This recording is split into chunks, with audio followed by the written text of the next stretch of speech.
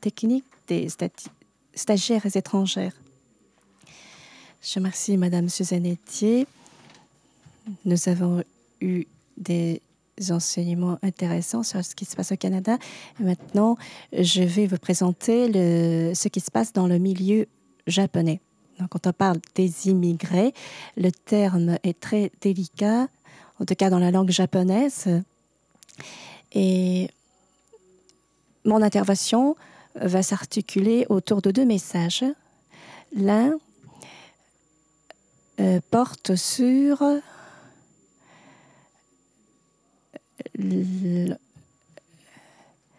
d'abord la définition de ceux qui ont vraiment besoin de l'enseignement linguistique. Est-ce que c'est seulement les étrangers qui en ont besoin? Et le deuxième message porte sur le système permettant de la maîtrise de la langue pour ces gens, dispensée pour ces gens. Mais est-ce que la maîtrise suffit pour régler le problème? À mon avis, le problème est beaucoup plus profond. Le fait de ne pas avoir du tout de la maîtrise de langue a posé et pose toujours des problèmes plus profonds. Donc, j'aimerais en parler plus profondément dans mon intervention. Avant de commencer à traiter le sujet, je commence par une anecdote. Il n'y a pas longtemps, avec Madame Adachi, là justement, Madame Adachi travaille à la ville de Nagaoka dans Niigata. Je me suis trouvée dans un symposium et nous avons parlé de l'enseignement de japonais s'adressant aux étrangers. Donc, les discussions portaient sur les aides à apporter au profit des immigrés. Et là, il y avait des intervenants spécialisés, c'est-à-dire il y avait le modérateur, mais le modérateur était malentendant. Donc, il y a 7 intervenants spécialisés dans l'assistance, 3 interprètes pour les malentendants et 4 sténographes qui tapaient en temps réel le résumé des interventions faites en japonais.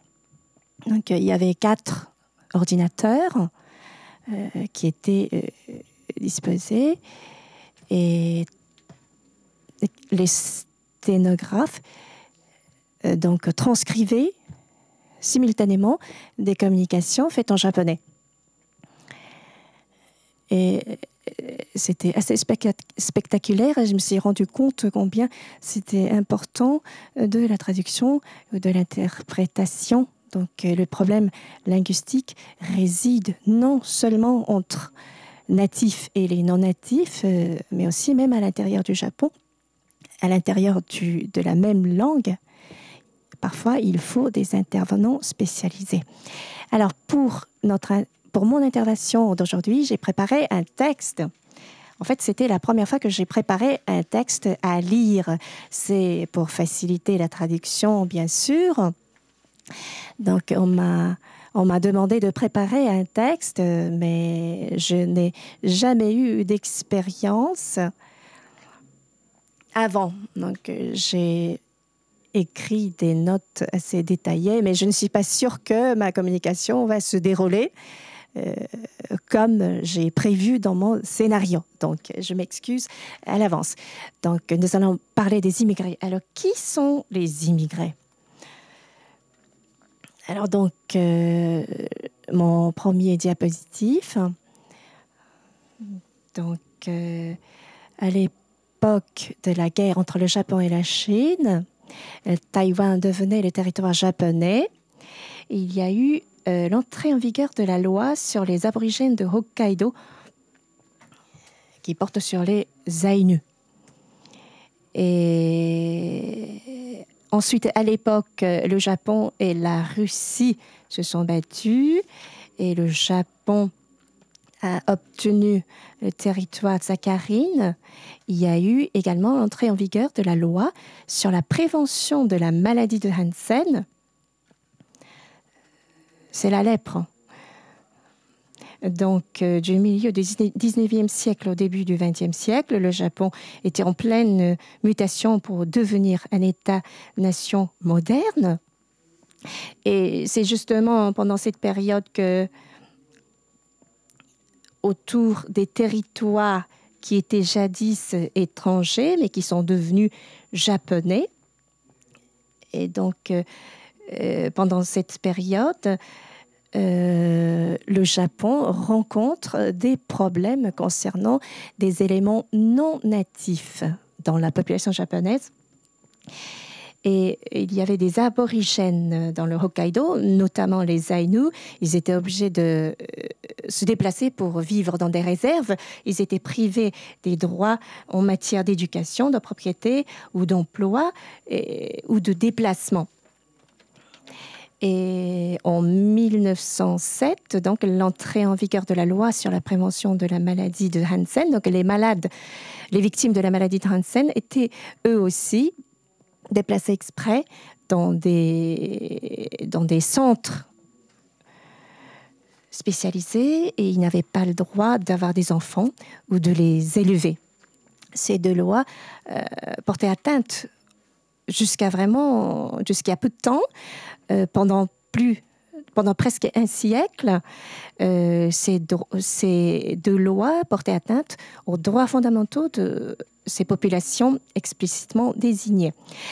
Aujourd'hui, nous vivons l'époque de la globalisation. L'ancienne loi sur les aborigènes de Hokkaido a été abolie en 1997 pour être remplacée par la loi sur la promotion de la culture des Ainu. C'est un système assez insuffisant pour protéger cette population.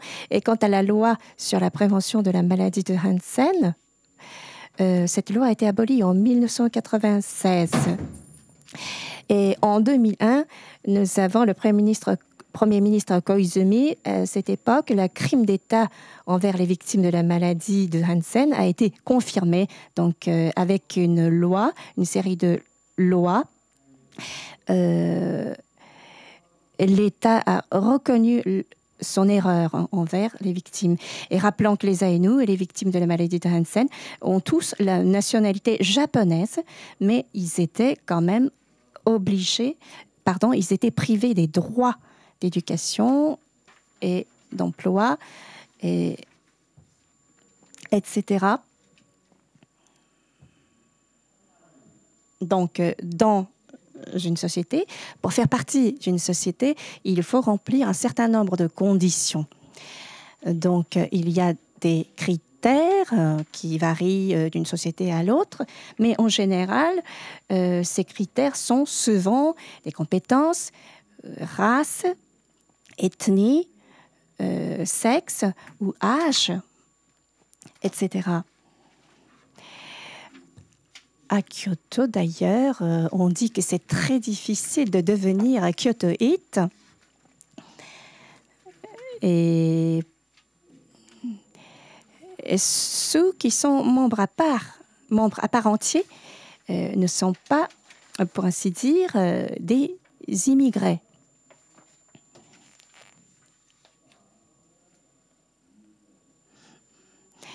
On ne les appelle pas les immigrés. Par contre, il y a des gens qui sont exclus. Ceux qui ne sont pas membres du tout ou ceux qui sont membres partiels. Ils sont exclus parce qu'ils n'ont pas suffisamment de compétences, soit linguistiques ou sociales. Et je crains que ces gens sont privés de leur voix. Donc, si on traite le terme des immigrés, les sinogrammes définissant les immigrés signifient la population qui se déplace. Mais à l'heure actuelle, où il y a les barrières nationales et qui sont de moins en moins visibles. Donc, je pense que nous arrivons à la dernière phase de la globalisation. Non seulement les informations, l'argent, les biens circulent, mais aussi les gens circulent au-delà des frontières nationales. Dans cette société contemporaine, donc au XXIe siècle, les 6 milliards 800 millions des gens vivant sur Terre se déplacent. Ça fait même partie du mode de vie partagé par la population mondiale. Et je suis sûre que dans notre réunion, dans notre public, des gens voyagent, des gens se déplacent tout à fait normalement. Alors, dans ce contexte, ceux qui ne peuvent pas circuler librement deviennent minoritaires.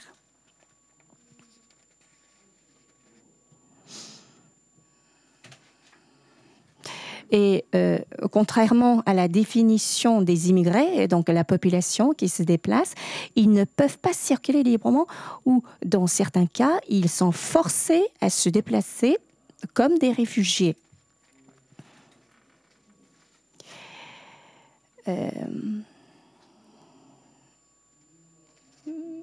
Donc, ce sont des gens qu'on appelle les minoritaires.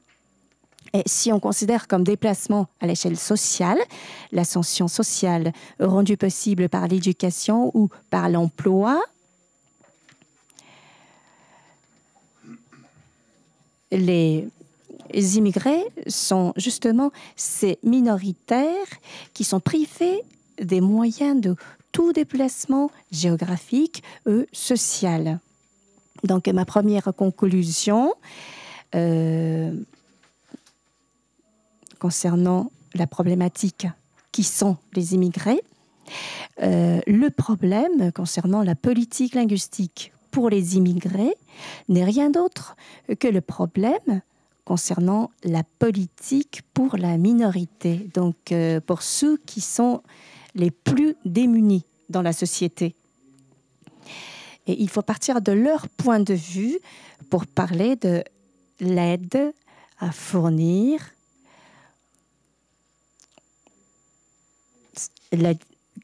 qu'il s'agisse de l'aide sociale ou l'aide politique. Je passe au diapositive suivant. Donc, la deuxième problématique. Quel est l'objectif de la maîtrise de la langue? On dit qu'il y a plus d'1,5 million personnes, y compris le nombre des illettrés, qui n'ont pas le certificat de l'enseignement secondaire. C'est un chiffre assez approximatif. Donc 1,5 million. Nous n'avons même pas de données plus précises. Le gouvernement japonais ne s'est jamais occupé de recenser les gens, le nombre des gens illettrés, donc, qui n'ont même pas le certificat de l'enseignement secondaire obligatoire.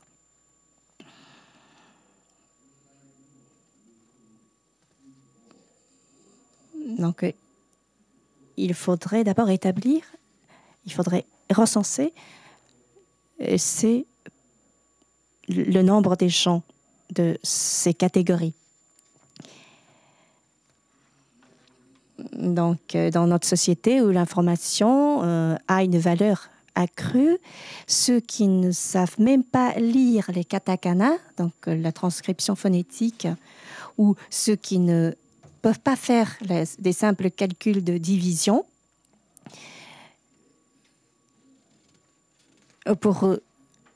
simplement pour survie, il faut avoir la compétence linguistique ou compétence de calcul minimum. Mais il y en a qui ont grandi sans apprendre, sans acquérir les compétences élémentaires.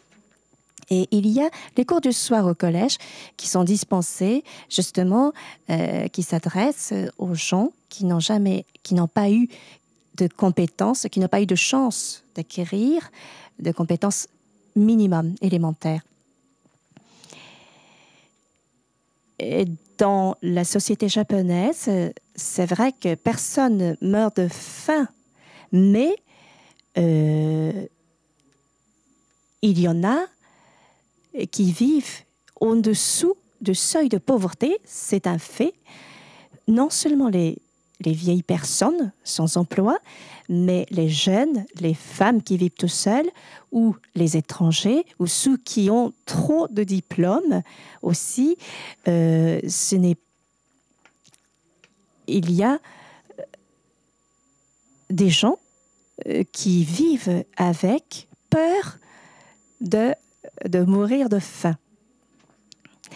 Je vous donne un autre chiffre.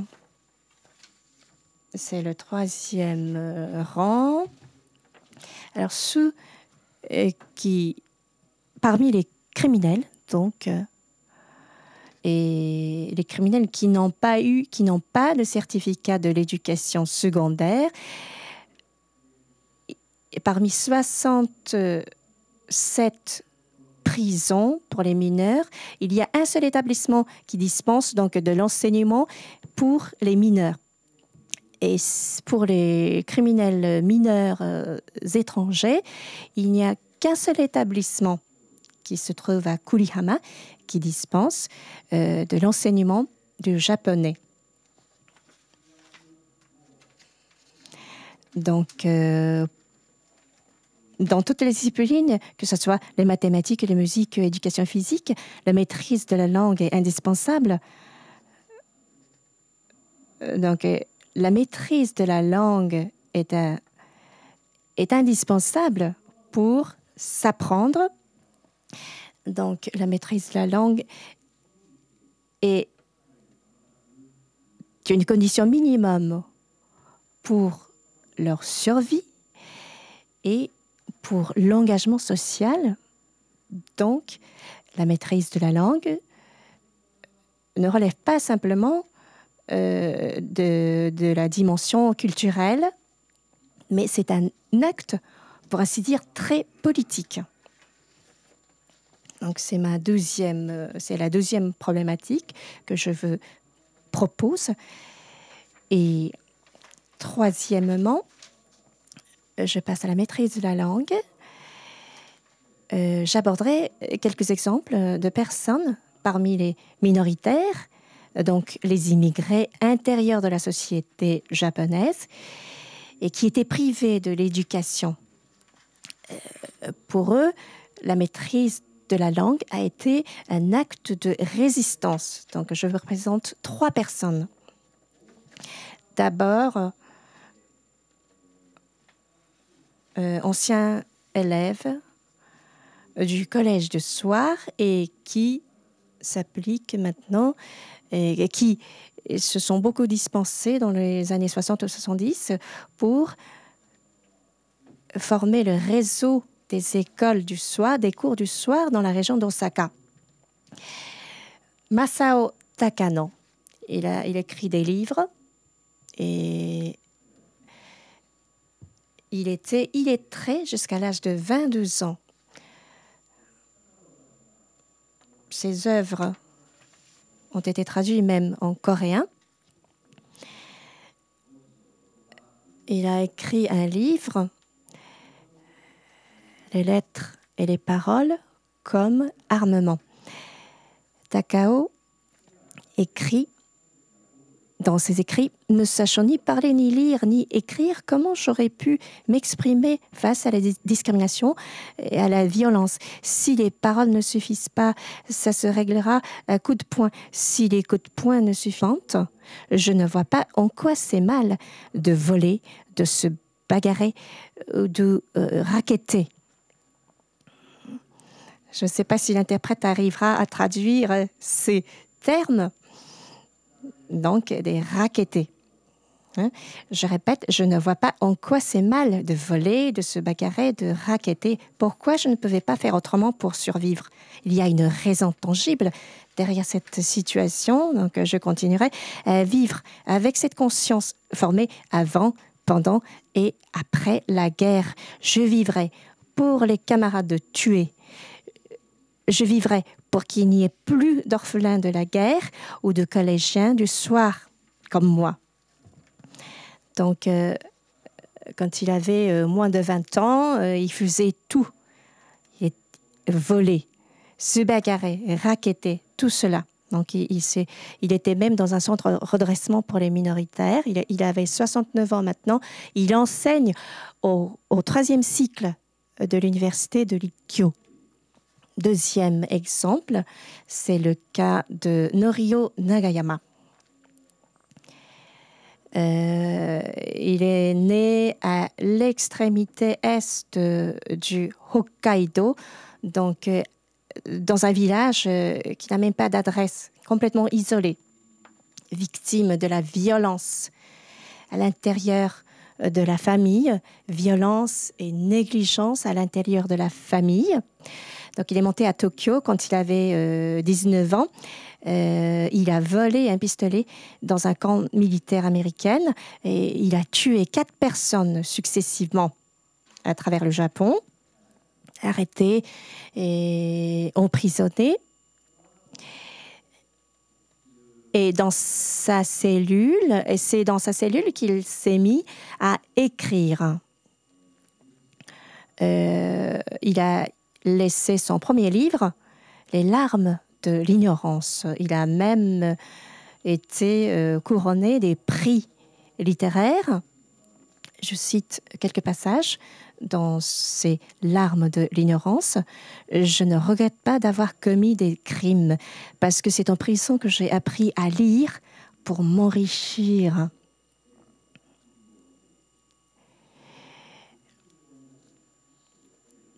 Et je me suis fondé une culture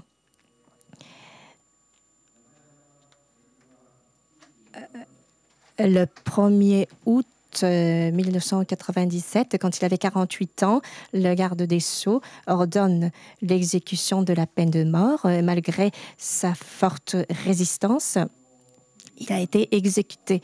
Alors, je rappelle qu'en 1997, tout le Japon était tremblé par une série d'assassins commis par un mineur à Kobe. Donc, c'était juste après cet incident et certains nombres d'avocats pensent qu'il a été victime. Le Nagayama a été exécuté pour calmer la population japonaise qui était troublée par cette série de tueries commises par le mineur de Kobe. Alors, je passe au 3e exemple. Kazuo Ishiyama, lui aussi, il s'est battu pour réclamer les droits de compétences, le droit à la compétence élémentaire, écrire et lire. Il est né dans un village de population discriminée, comme des parias. Et en 1963, quand il avait 24 ans, il a été arrêté pour l'enlèvement et l'assassinat d'une lycéenne. Il y avait donc une lettre de chantage envoyée par le criminel, mais à l'époque, il était illettré.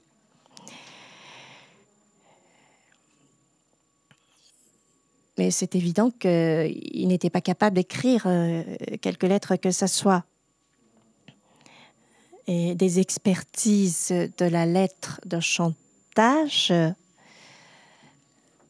avançaient que c'était totalement impossible pour Ishikawa d'écrire la lettre de chantage. Donc, il s'est trouvé pendant 35 ans dans une cellule et c'est là qu'il a appris à lire et à écrire et il dénonçait l'erreur judiciaire dont il a été la victime à cause de la pauvreté, de l'ignorance ou de l'illettrisme.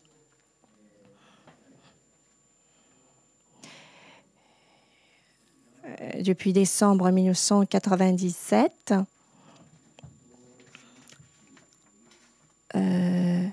tout en restant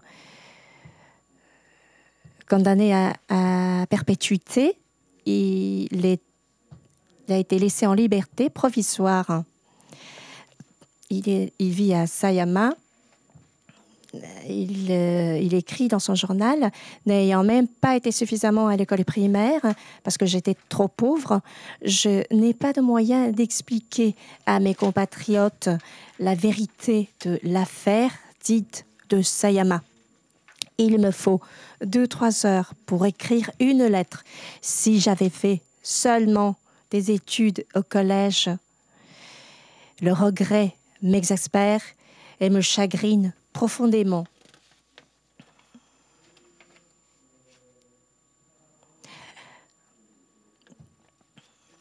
Donc, il y a plus d'1 million de Japonais qui se trouvent dans des cas comme Ishikawa. Et je répète encore une fois, la maîtrise de la langue est indispensable pour la survie et pour l'engagement social et pour ne pas tomber au rang de la minorité.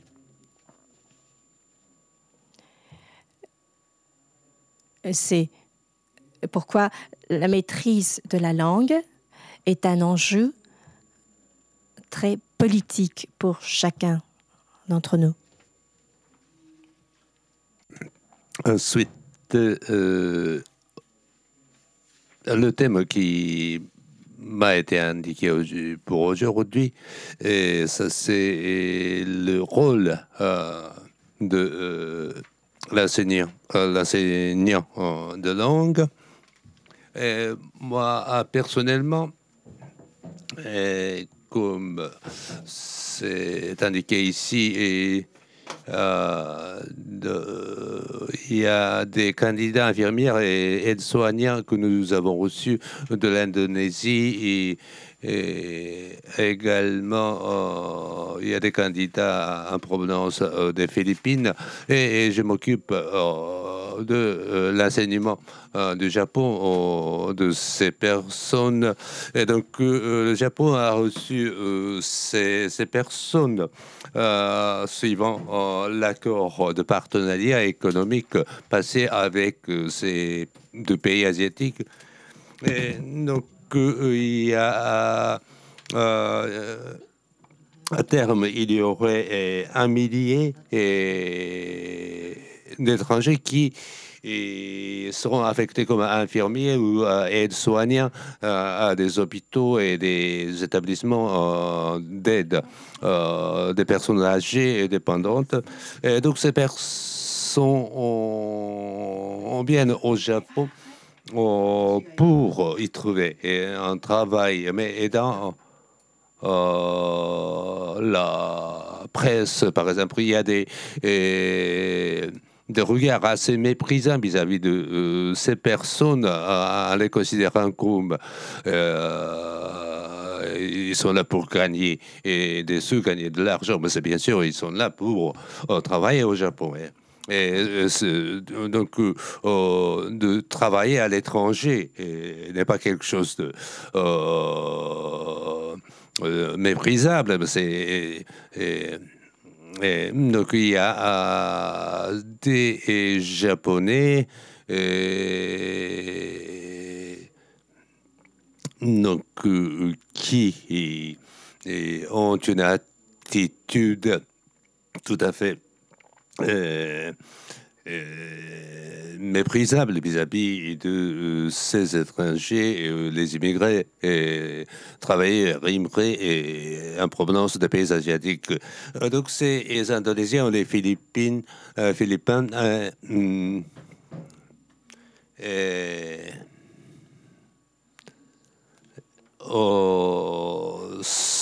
sont formés pour devenir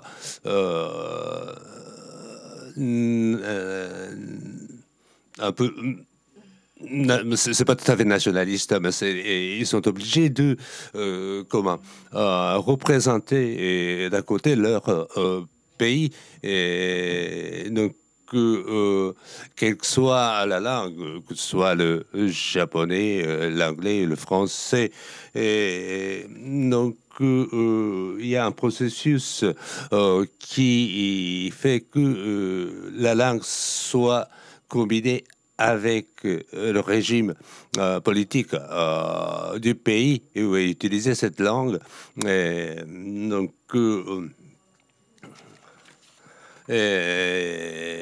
l'enseignement du japonais ou de l'anglais crée une dichotomie entre, disons,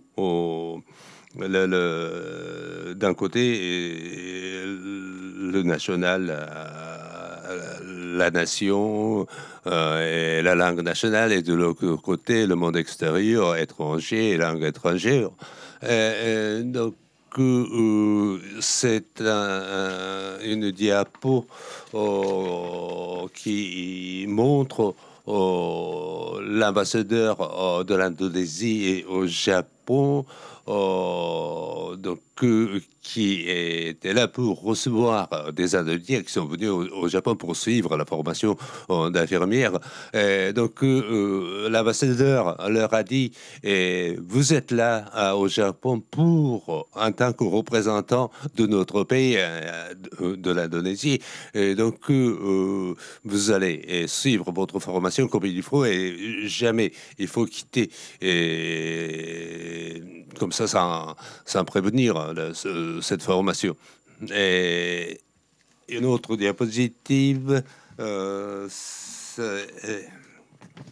et aussi en Indonésie, et ça c'est la fête de l'éveil national en Indonésie, et donc ces candidats infirmières indonésiennes ont été reçus dans l'ambassade de l'Indonésie au Japon, qui ont fait une conférence, visioconférence avec le président Yudo Noyo, qui était à Jakarta, et une autre photo qui montre les stagiaires philippins qui suivent un cours de japonais. Et donc, c'était le samedi dernier, est venu en visite officielle pour observer ce qu'on fait dans cette classe de japonais. Et donc, le président Arroyo a exprimé son souhait d'avoir à cette occasion de créer une école de japonais langue étrangère à Manille. Et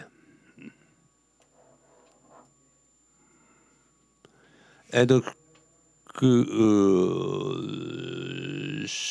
ces Philippins, ces Indonésiens sont venus au Japon pour y trouver un travail, mais ils se vissent sur deux côtés, parce qu'il y a une double pression de nationalisme, disons. Et donc, ils sont d'un côté, ils subissent d'un côté une pression pour qu'ils s'intègrent à la société japonaise, et de l'autre côté, ils subissent une pression afin qu'ils représentent leur pays d'origine.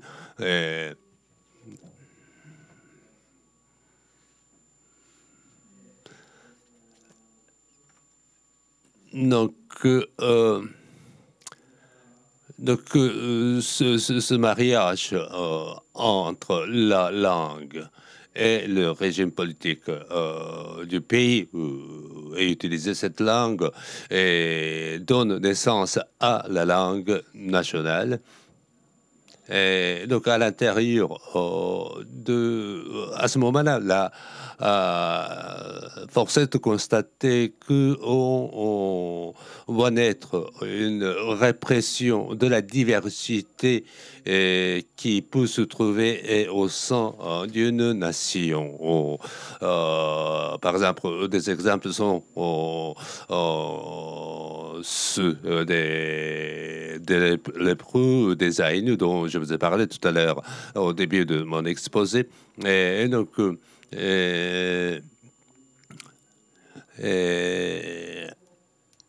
afin comment former des Japonais, du peuple prêt à donner sa vie pour leur pays. Et à ce moment-là, les autorités, les pouvoirs publics ont besoin de créer à l'intérieur du pays des parias et à l'extérieur des étrangers. Donc, au Japon, lorsqu'on parle de l'enseignement de l'anglais étrangère, on ne peut pas oublier, dans le cas du Japon, par exemple, les problèmes liés aux Aïnus, dont les droits ont été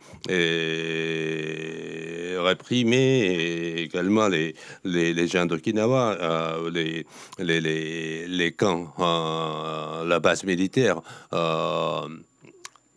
Américains qui sont implantés. Et tous ces problèmes, on ne peut pas... les discussions qui évitent ces problèmes-là ne sont pas très valables.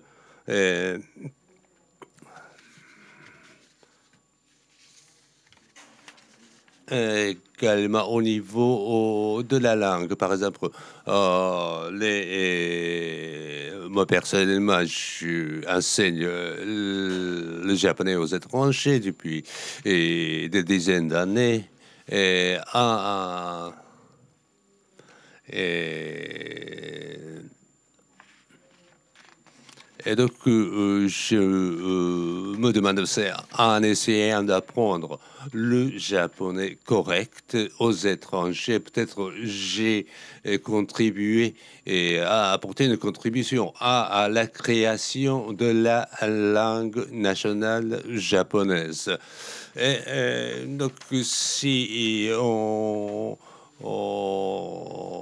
donc,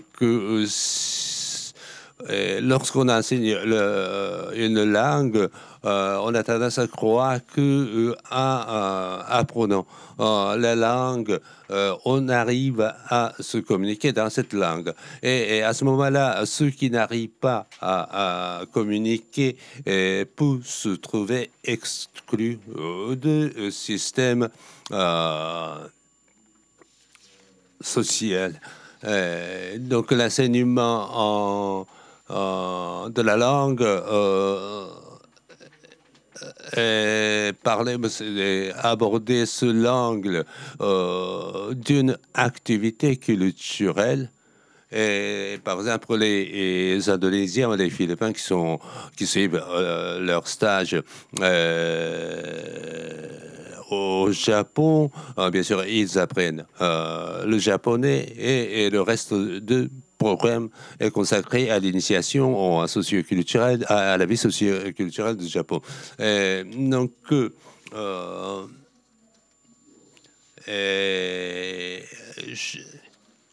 moi, je pense que l'enseignement de langue, si on le considère comme dans le cadre de l'activité culturelle, et cela ne ferait oublier l'aspect politique de la maîtrise de la langue.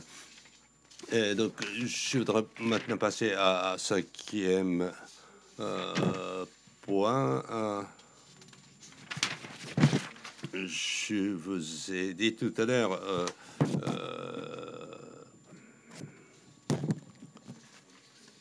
et donc je pense que l'enseignement de langue étrangère, l'enseignant de langue étrangère fait des apprenants des consommateurs.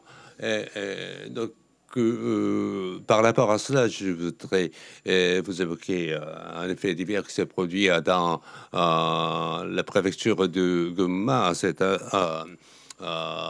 cette année, il s'agit d'un incendie qui a ravagé une maison de retraite de Gumma, dans laquelle il y a plusieurs personnes qui ont trouvé la mort.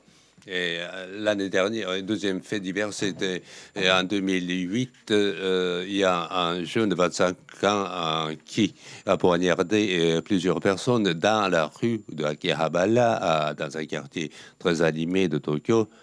Et donc, euh, la société d'aujourd'hui se trouve sous la pression de la méritocratie d'un côté et de la globalisation. Dans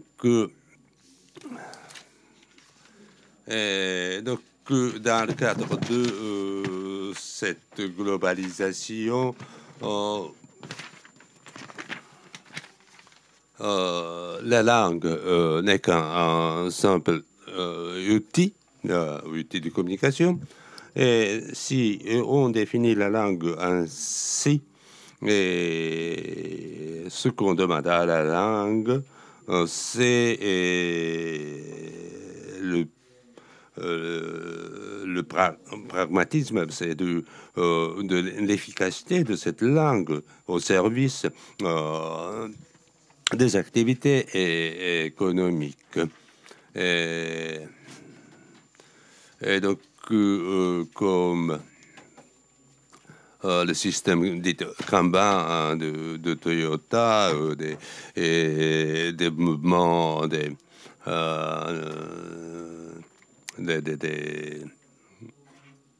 Kaizen, toute recherche d'efficacité qui est appliquée dans l'industrie automobile. C'est peut-être aussi on considère la langue comme un simple outil de communication. C'est le même principe que l'industrie automobile. Qui est appliquée à l'utilisation de la langue. Et à ce moment-là, toutes les personnes démunies, ou des handicapés ou d'autres personnes sont exclus de ce système qui recherche l'efficacité minimum. Donc, si je reviens sur le premier fait divers dont je vous ai évoqué, et donc dans cette maison de retraite de Gumma, se trouvaient des personnes âgées qui, d'origine, vivaient à Tokyo, mais comme ils ne trouvaient pas des établissements appropriés, ils étaient obligés de entrer dans cette maison de retraite qui est un peu éloignée du centre de Tokyo. Tokyo qui dépense beaucoup d'argent pour lancer la campagne d'accueil des Jeux Olympiques de 2016 abandonne, ainsi dire, on abandonne.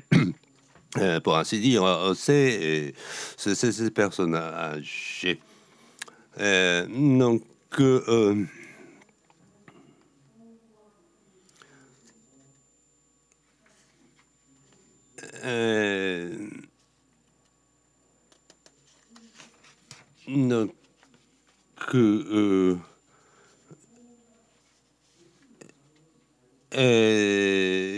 donc si je reviens sur donc il y a un peu la politique d'abandon des personnes âgées et donc cette politique pourrait être à terme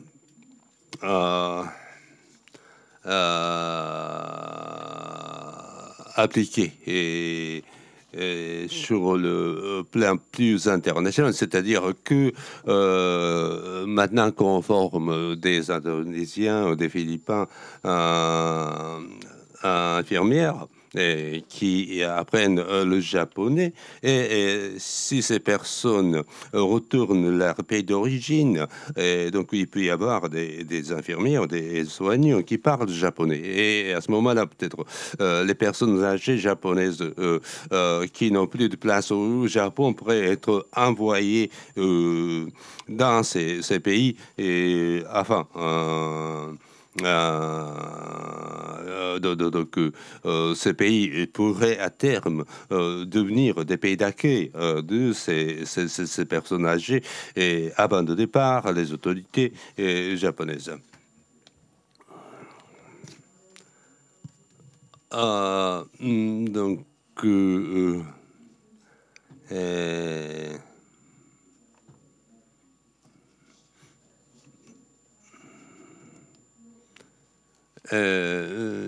donc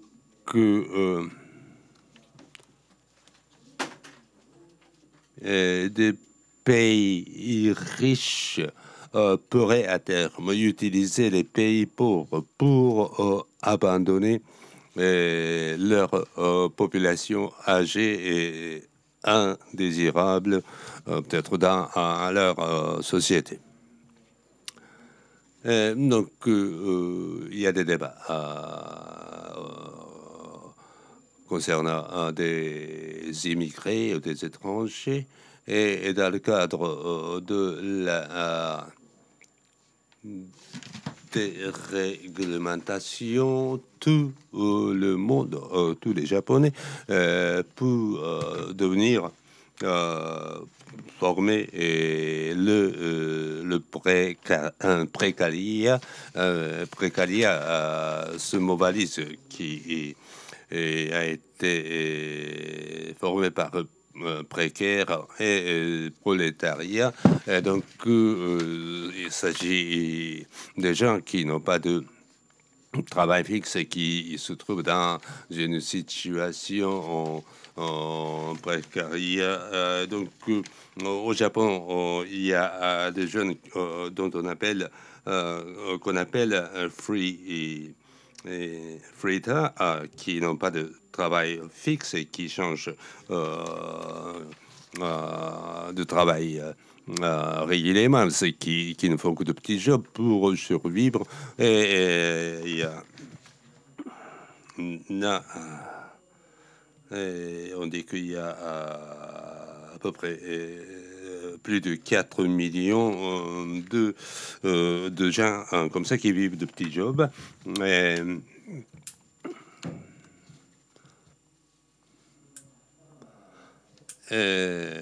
Donc, dans ce contexte général,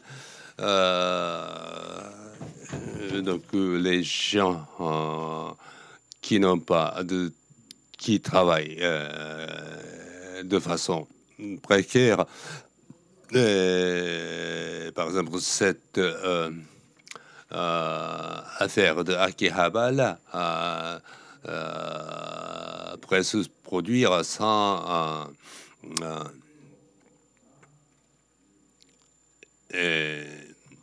donc l'économie japonaise dépend beaucoup de ce précariat dont le salaire annuel moyen ne s'élève qu'à un peu plus d'1 million de yens. Et donc, je voudrais passer maintenant au 6e plan. Donc, en ce qui concerne l'enseignement de langue à destination des immigrés, il faudrait deux choses à prendre en compte. Et dans la diapositive, il s'agit d'un exposé extrait d'un livre qui a été écrit par Haru Sugiyama concernant le projet de développement de la Mandchourie avant et pendant la guerre mondiale. Donc, je dis, le projet de développement de la Mandchourie devra être mené bien par 1 million de ménages de la race de Yamato, ce qui devant être constitué uniquement par ceux-ci devant être constitués uniquement par des personnes héritières du sang pur de la race de Yamato. Le moindre métissage n'est permis et toutes les japonaises doivent comprendre cet impératif afin qu'elle constitue le front de défense de la pureté du sang. Ça, c'est le principe qui a été adopté par le gouvernement japonais de l'époque pour ce projet. Et donc, l'enseignement de langue étrangère afin que l'enseignement de langue étrangère puisse se libérer du jeu de nationalisme, de l'internationalisme, ainsi que du capitalisme et des principes de marché. Et, à mon sens, il y a deux choses à faire. Donc, le nationalisme, la première chose à faire, c'est de changer le patriarcat qui se trouve à la base de ce nationalisme. Ce nationalisme. Donc, ce que je veux dire par un patriarcat, c'est par exemple que dans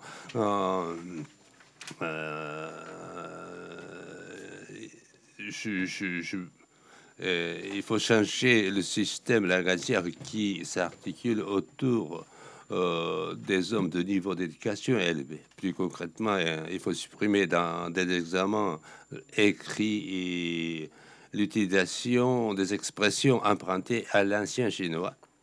Et donc, par exemple, est-ce que ça, c'est des japonais, ben est-ce que vous connaissez ces mots ganso, gaiso, setsugyaku, qui sont des mots d'origine chinoise et qui signifient respectivement un garalisme, tout ok. Et donc les Indonésiennes, les Philippines qui suivent leur stage d'infirmière au Japon apprennent, on leur apprenne ces mots, même les Japonais ne comprennent pas. Et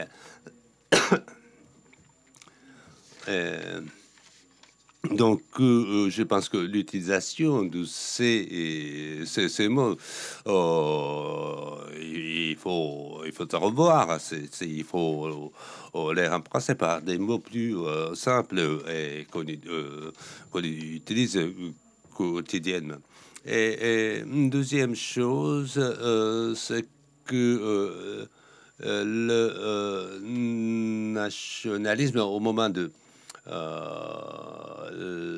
grand tremblement de terre de Kanto en 1923.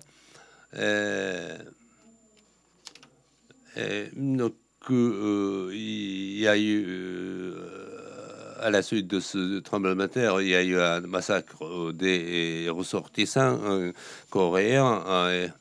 Et donc, ce qui est écrit ici, c'est un extrait dans un magazine qui s'appelle CKI.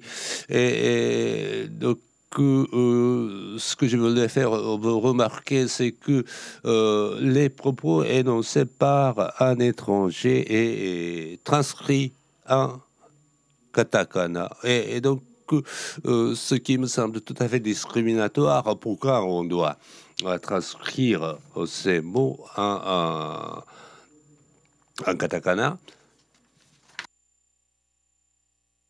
Donc ça représente un peu l'attitude discriminatoire de certains Japonais vis-à-vis des étrangers.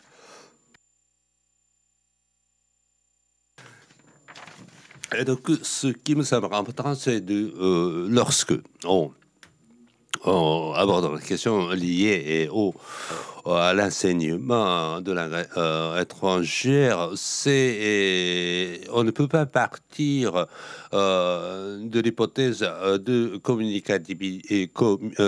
communicabilité, mais peut-être langue peut produire des situations d'incommunicabilité.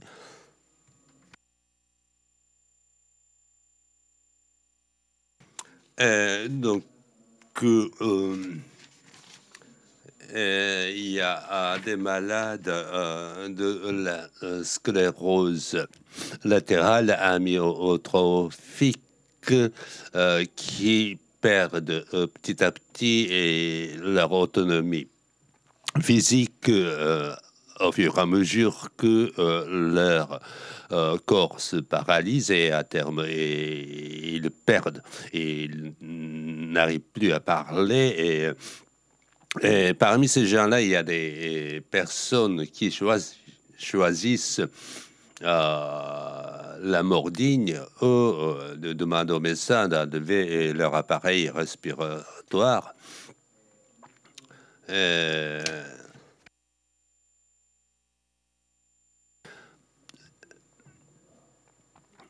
Et donc,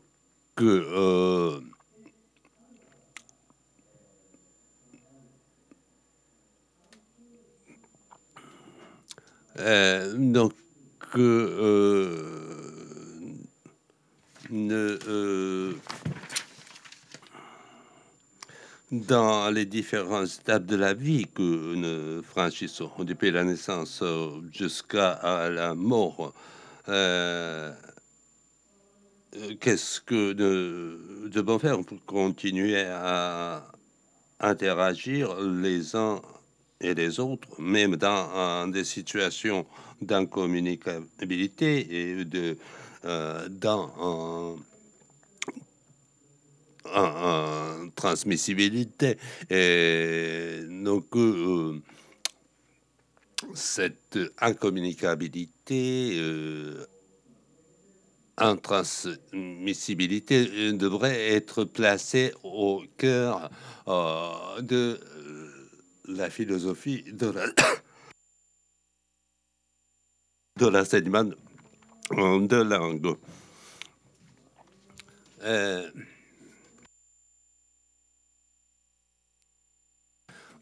Donc, il faut qu'il y ait bien sûr, l'enseignement de langue, mais aussi, il faut qu'il y ait des systèmes qui permettent aux gens de continuer à vivre, même si ces personnes n'ont pas l'autonomie dans leur expression langagière. Et donc, je voudrais terminer mon exposé et merci de votre attention. Merci beaucoup, Monsieur Haruhara. Alors, je voudrais demander à Madame Castellotti de faire des commentaires donc pour l'intervention de Monsieur Haruhara. Merci. Alors, j'ai le même problème que ma prédécesseur Atsuko Koichi, c'est-à-dire que j'ai aussi été prévenue au dernier moment, donc ça sera très improvisé. Et puis, je pense aussi que à travers la traduction, j'ai pas forcément saisi toutes les nuances de votre propos, malheureusement. Donc, je vais essayer quand même de choisir quelques points qui m'ont un petit peu interpellée et sur lesquels je vous propose quelques remarques ou questions. D'abord, je voudrais dire que j'ai apprécié la dimension humaine de votre exposé, c'est-à-dire qu'on a vu à travers ce que vous en disiez et les propos que vous nous avez dont vous nous avez fait part, des personnes qui sont effectivement en situation d'apprendre le japonais, langue étrangère, ou bien d'être alphabétisées en japonais. Et ça, je trouve que c'est intéressant de ne pas rester au principe, mais de voir qu'il y a aussi des personnes et que c'est ça qui est important derrière. Alors la deuxième chose peut-être générale que je dirais, c'est que je pense que votre intervention pose aussi le problème de la représentation de la diversité et de la construction de la différence au Japon. Et bon, alors, je l'ai vécu de manière très faible et très réduite, puisque j'ai passé moi-même 4 mois ici au Japon sans vraiment pratiquer la langue japonaise. Donc j'ai été un petit peu mise dans cette situation de différence et alors bien sûr, bien que ma situation ne soit pas du tout la même, évidemment, que celle des personnes dont vous nous avez parlé, parce que évidemment, socialement, je rencontre pas du tout les mêmes problèmes. Il me semble que la première question peut-être que je voudrais vous poser, c'est pendant toute votre première partie, vous avez fait une analogie entre les migrants ou les immigrés et les populations ou les publics que j'appellerais de faible niveau de qualification ou qui ont des difficultés avec la langue. Et je pense que ça, c'est quelque chose qu'on rencontre aussi dans d'autres contextes, c'est-à-dire une sorte d'amalgame entre difficultés linguistiques et difficultés sociales. Donc, je voudrais savoir si vous avez des choses plus approfondies à dire là-dessus, parce que je crois qu'on peut aussi avoir des difficultés linguistiques sans nécessairement avoir des difficultés sociales, et inversement.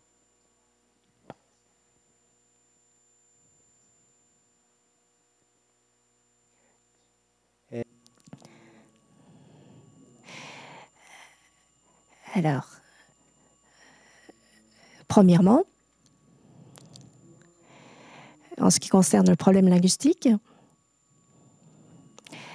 il ne s'agit pas des problèmes concernant simplement les mots, le vocabulaire ou la grammaire, donc la compétence orale.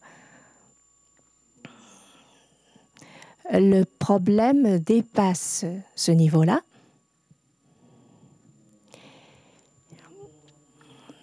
Comme j'ai cité dans mon intervention, j'ai parlé des cours du soir Masao Takano, qui a suivi des cours du soir au collège. Dans son cas, il maîtrisait la langue orale, le japonais oral. Donc, il savait s'exprimer oralement en japonais, mais il était illettré, donc il ne savait pas lire.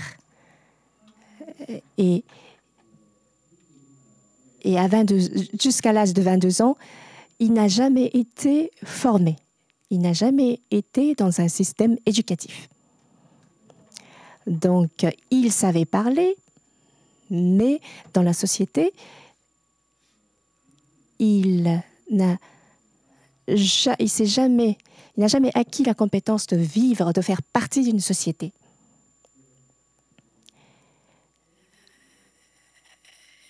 J'ai cité un autre exemple. À travers le Japon, dans des régions différentes, il y a des cours de japonais dispensés pour les étrangers et c'est assuré très souvent par les volontaires, donc non rémunérés, des personnes non rémunérées. Et dans ces cours, on apprend bien sûr le vocabulaire et la grammaire, donc les mots élémentaires. Et s'il suffit de donner seulement des connaissances élémentaires sur le Japon, le public saura peut-être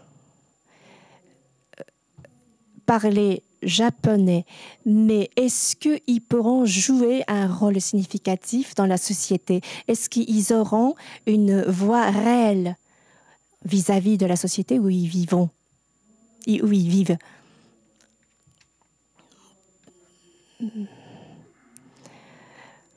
Pour qu'ils jouent un rôle réel dans la société, il faut que chacun ait un pouvoir politique.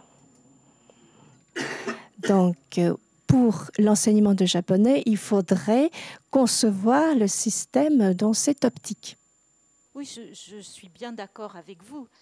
C'est-à-dire que je pense que effectivement, si on ne veut pas que la langue soit un simple outil, pour reprendre vos termes de tout à l'heure, il me semble qu'il faut effectivement lier l'apprentissage de la langue à une forme de citoyenneté.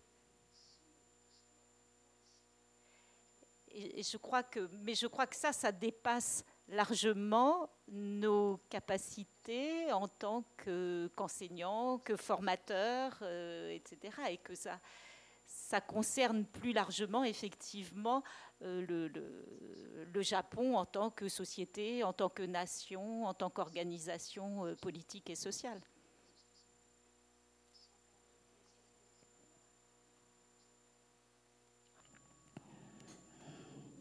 Oui, vous avez raison. Donc, pour les enseignants de la langue, c'est même la raison d'être pour l'enseignant de la langue. Je ne sais pas la situation au Canada ou en France, mais pour ce qui est du Japon, les enseignants de la langue n'ont pas de statut tellement élevé dans la société japonaise. Je ne sais pas si tout le monde est d'accord avec moi. Est-ce que vous êtes d'accord ou pas? Mais dans ce contexte, les enseignants de la langue donc, sont au rang plutôt bas dans la société. Alors, les enseignants ont leurs partenaires, c'est-à-dire le public, donc soit les immigrés, soit d'autres publics. Ça veut dire qu'eux non plus, ils n'occupent pas de place importante dans la société. Et je pense à une raison. Je pense que c'est parce que l'enseignement de la langue est conçu uniquement dans l'optique où la langue reste un outil, ou simplement où l'enseignement est ancré dans la conception culturelle, dans la dimension culturelle.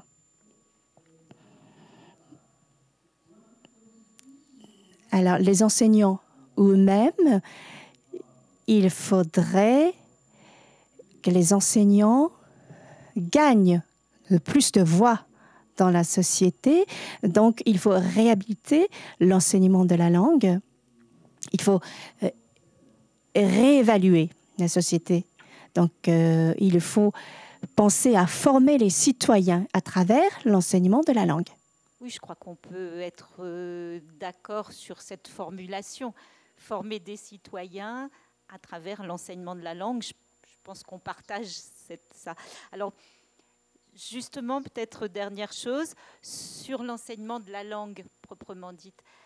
J'ai été très intéressée par ce que vous disiez sur les katakana, par exemple, ou sur les kanji, des kanji très, très rares ou très, très anciens qui ne servent pas à grand-chose dans la vie quotidienne.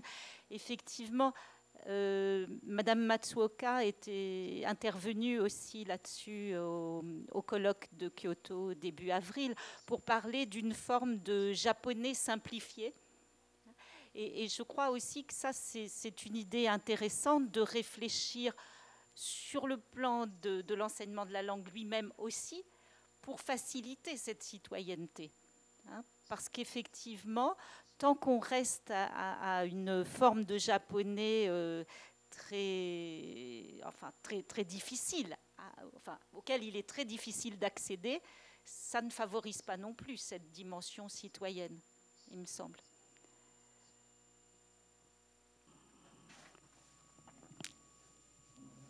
Tout à fait, je suis tout à fait d'accord avec vous. J'aurais encore beaucoup de choses à dire, mais peut-être on va rester là.